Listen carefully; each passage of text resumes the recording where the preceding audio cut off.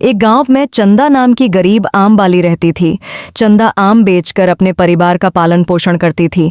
चंदा को अपने जीवन में बहुत मुश्किलों का सामना करना पड़ता था। आम ले लो, आम ताजा मीठे आम। चंदा, ये आम कितने रुपए किलो है? भैया, ये आम 80 रुपए किलो दिए। अरे बाप रे, इतने महंगे आम! तुम्हारे आम में कोई कीमती हीरे लगे हैं क्या, जो तुम इतने महंगे आम बेच रही हो? भैया, अभी जंगल से आए हैं, बिल्कुल ताजा मीठे आम हैं। और वैसे भी अब तो आम के रेट बढ़ रहे हैं। नहीं, अगर 50 रुपए किलो देने हैं तो दो, नहीं तो मैं कहीं और से ले लूंगा। 50 रुपए किलो? अरे नहीं भैया, ये तो बहुत कम है। ऐसा कहकर भी आदमी वहां से चला गया। आज मेरा एक भी आम नहीं बिका। पूरा दिन इंतजार करने के बाद एक ग्राहक आया था, वो भी खाली हाथ चला गया। अब मैं क्या करूं? अरे चंदा, क्या सोच रही हो? अरे नमस्ते मुखिया जी। हाँ नमस्ते, तुम क्या सोच रही थी? मुखिया के पूछने के बाद चंदा सारी बात बता देती है। चंदा की बात सुनकर मुखिया अपने दिमाग में एक बात सोचते हैं। इसके आम तो बाकी में ही बहुत अच्छे हैं और ताजा है। वह आदमी बेवकूफ था। मैं एक काम करता हूँ, मैं ही कम पैसों में इसके आम खरीद लेता हूँ। इतना सोचने के बाद मुखिया जी चंदा को कहते हैं, एक काम करो चंदा, तुम मुझे 60 रुपए के हिसाब से 10 किलो आम दे दो।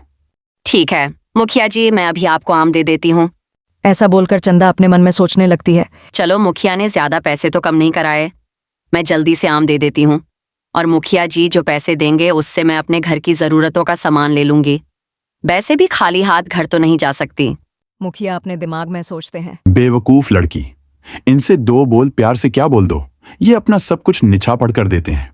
फिर मुखिया जी आम लेकर वहां से चले जाते हैं और चंदा भी अपना सामान लेकर अपने घर की तरफ चल देती है। अरे चंदा, तुम आ गई, अच्छा हुआ तुम आ गई। क्या हुआ बहन, तुम इतनी ज्यादा परेशान क्यों हो रही हो? वो माँ की तबीयत बहुत ज्यादा खराब है, उन्हें बहुत तेज बुखार है। ठीक है बहन, तुम माँ के पास रुको, मैं अभी वैद्य जी को लेकर आती हूँ। फिर चंदा वैद्य जी को बुला लाती है। वैद्य जी चंदा की माँ को देखते हैं और चंदा से कहते हैं, चंदा, तुम्हारी माँ को बहुत तेज बुखार है, सिर्फ एक दवा से ठीक हो पाएगी, मगर वो दवा बहुत महंगी है, उसमें जिन जड़ी बूटियों को डाला गया है वो आसानी से नहीं मिलती। वैद्य जी, आप पैसों की चिंता मत कीजिए, बस आप मेरी माँ को ठीक कर दीजिए। फिर वैद्य जी चंदा की माँ को दवाई दे देते हैं और अपने घर चले जाते हैं।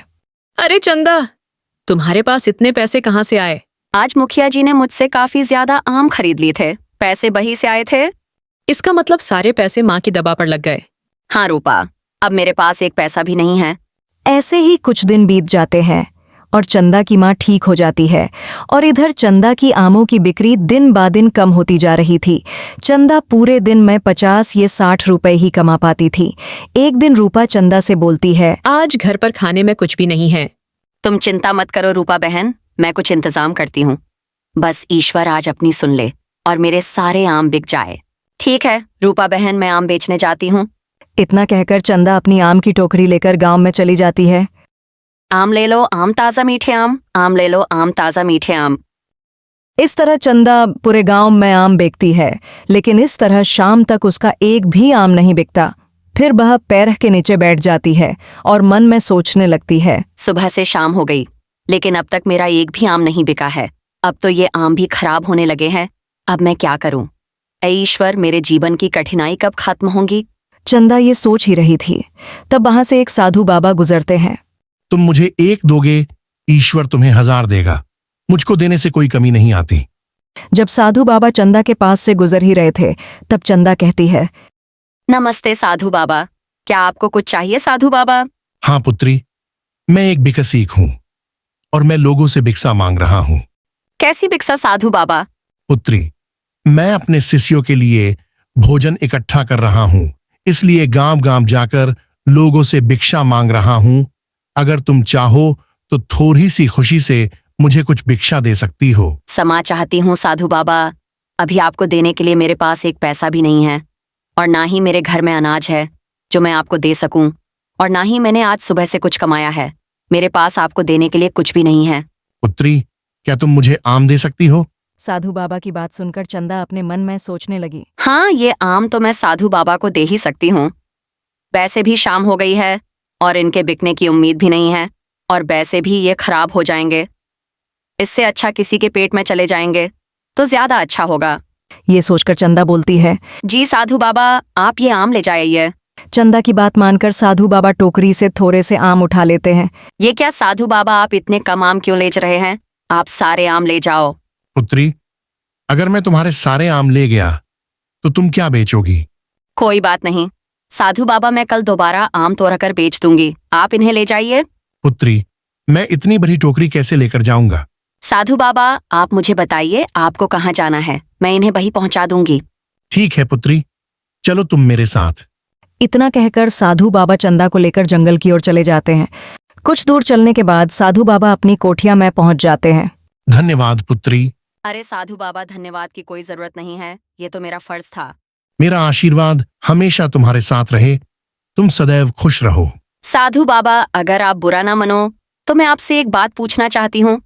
साधु बाबा, आपने आम तो ले लिए, क्या आप लोगों को खाने में सिर्फ आम ही खिलाओगे? नहीं पुत्री, दरअसल मैंने सब्जी और अनाज तो पहले से ही जमा करके रखा था और फिर मैं आम की ही तलाश में निकला था। साधु बाबा, ये तो बहुत अच्छी बात है, मेरे आम आपके काम आ जाएंगे। ठीक है साधु बाबा, अब मैं चलती हूँ। पुत्री, रुको, मैं तुम्हें कुछ देना चाहता हूं। ये लो, इसका नाम रामू है। अब से ये चिड़िया तुम्हारी हुई। साधु बाबा, मैं इसको कैसे ले सकती हूँ? ये तो आपकी है। जब तुम बिना किसी फायदे के मुझे पूरी आम की टोकरी दे दी तो मैं एक चिड़िया भी नहीं दे सकता। साधु बाबा, मैं इस चिड़िया का क्या करूंगी? पुत्री, ये कोई आम चिड़िया नहीं है, ये एक जादुई चिड़िया है। यह तुम्हारे भाग्य की चाबी है। जब तक ये तुम्हारे साथ रहेगी तब तक तुम्हारा भाग्य चमकता रहेगा। लेकिन ध्यान रहे, इसकी सच्चाई किसी को पता नहीं चलनी चाहिए। फिर चंदा चिड़िया को लेकर वहां से चल देती है। दोस्तों, अगर आप भी इससे अगला पार्ट देखना चाहते हैं तो हमारे चैनल जन्नू टून्स को सब्सक्राइब करें और वीडियो को लाइक करके कमेंट्स में ज़रूर बताएं वीडियो कैसी लगी। और हाँ, बेल आइकॉन ज़रूर से दबाएं।